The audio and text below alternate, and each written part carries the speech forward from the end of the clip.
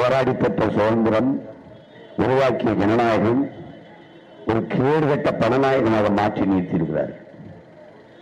தூய ஆட்சி முறை நிலவி வந்த இந்த நிலத்தில் ஒரு தூய ஆட்சி முறையை கட்டமைத்தது இந்த இந்தியன் திராவிடம், இந்த கட்சிகள் தான்.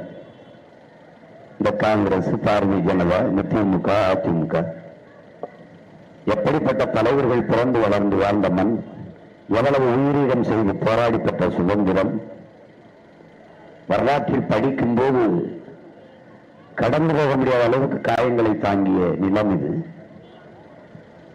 ஆனால் இன்றைக்கு பணம் இருந்தால் தேர்தலில் நீக்கலாம், பதவியை பெற்றுக் கொள்ளலாம், மக்களின் மீது அதிகாரத்தை செலுத்தலாம்.